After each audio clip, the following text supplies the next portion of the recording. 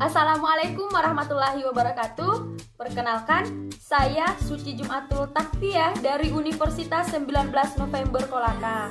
Teman-teman, pada kesempatan kali ini saya akan menjelaskan atau memaparkan materi tentang persyaratan dalam kewacanaan. Sebelum kita masuk lebih jauh, alangkah baiknya kita mengetahui dulu syarat-syarat terbentuknya wacana. Untuk membentuk sebuah wacana yang utuh ada sejumlah syarat. Syarat pertama, adanya topik. Syarat kedua, pengungkap topik. Dan syarat ketiga, kohesi dan koherensi. Adapun yang dimaksud dengan topik merupakan hal yang dibicarakan dalam sebuah wacana. Topik itu dapat dinyatakan dengan redaksi. Misalnya, tentang apa seseorang berbicara, apa yang dikatakan seseorang, apa yang dibicarakan, dan sebagainya. Hal ini berarti topik menjiwai seluruh bagian wacana. Topiklah yang menyebabkan lahirnya wacana dan berfungsinya wacana dalam proses komunikasi. Selanjutnya yang kedua adalah tuturan pengungkap topik.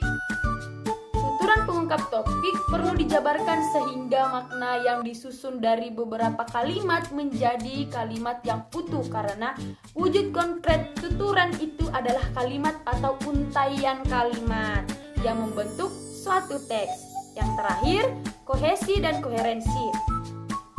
Kohesi adalah keserasian hubungan antara unsur yang satu dengan yang lain dalam suatu wacana, sehingga terciptalah pengertian yang apik atau koheren. Kohesi merajuk pada pertautan bentuk, sementara koherensi merajuk pada pertautan makna. Selanjutnya, kohesi merupakan aspek formal bahasa dalam wacana, hubungan yang tampak pada bentuk. Kohesi merupakan organisasi sintaksis dan merupakan wadah kalimat-kalimat yang disusun secara padu dan padat untuk menghasilkan tuturan. Hal ini diungkap oleh Tarigan pada tahun 1987. Selanjutnya, koherensi adalah cara bagaimana komponen-komponen wacana yang berupa konfigurasi, konsep, dan hubungan menjadi relevan dan saling mengaitkan. Hal ini diungkap oleh Pranowo dalam Purwati pada tahun 2003. Nah, lanjut lagi, adapun kohesi dalam artian singkatnya yaitu perbuatan atau keadaan menghubungkan atau mempertalitkan. Nah, selanjutnya koneksi, hubungan yang cocok dan sesuai atau ketergantungan satu sama lain, yang rapi, beranjak dari hubungan-hubungan alamiah, bagian-bagian atau hal-hal satu sama lainnya, seperti bagian-bagian wacana atau argumen-argumen suatu rentetan penalaran. Nah, di sini koneksi kita bisa merasakan dalam kehidupan sehari-hari. Misalnya, saya cocok dengan teman saya karena hal ini, nah berarti sudah ada koneksi. Lanjut lagi, wacana yang utuh adalah wacana yang kohesif dan koheren. Keutuhan wacana merupakan faktor yang menentukan kemampuan suatu bahasa. Perhatikan contoh kalimat-kalimat berikut. Kata si A, apa yang dilakukan si Ali? Dijawab oleh si B, dia memukuli istrinya. Lanjut lagi pada percakapan kedua. Kata si A, apa yang dilakukan si Ali? Dijawab lagi oleh si B, Jahanam itu memukuli istrinya.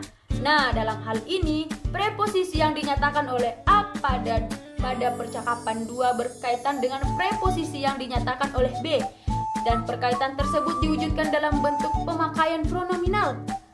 Dia yang merujuk ke si Ali. Pada 3, perkataan itu dinyatakan dengan frasa Jahanam. Itu yang dalam konteks normal mempunyai rujukan yang sama, yakni si Ali.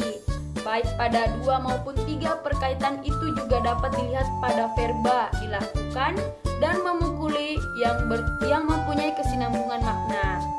Lanjut lagi, yaitu proporsional. Apa sih proporsional? Jadi yang dimaksud dengan proporsional adalah keseimbangan makna. Artinya seimbang dan sejajar dengan topik. Misalnya, wacana persuasi yang bertujuan untuk mempengaruhi pembaca terhadap suatu hal. Maka dalam paragraf tersebut, pada hal tersebut harus berkesinambungan tiap paragrafnya. Jadi dalam hal ini tiap paragraf itu harus terhubung supaya terjadinya proporsional. Lanjut lagi, apa sih yang dimaksud tuturan? Jadi tuturan adalah pengungkapan suatu topik yang ada dalam wacana. Jadi tuturan ini misalnya saya saat ini sedang melakukan tuturan atau bertutur. Nah, baik tutur tulis atau tutur lisan. Tutur kaitannya menjelaskan suatu topik yang terdapat dalam wacana dengan tetap adanya kohesi dan koherensi yang proporsional di dalamnya. Sekian dari saya, kurang dan lebihnya mohon dimaafkan. Semoga ilmu yang saya berikan atau saya jelaskan bisa dipahami dan ditetapkan di teman-teman. Wassalamualaikum warahmatullahi wabarakatuh.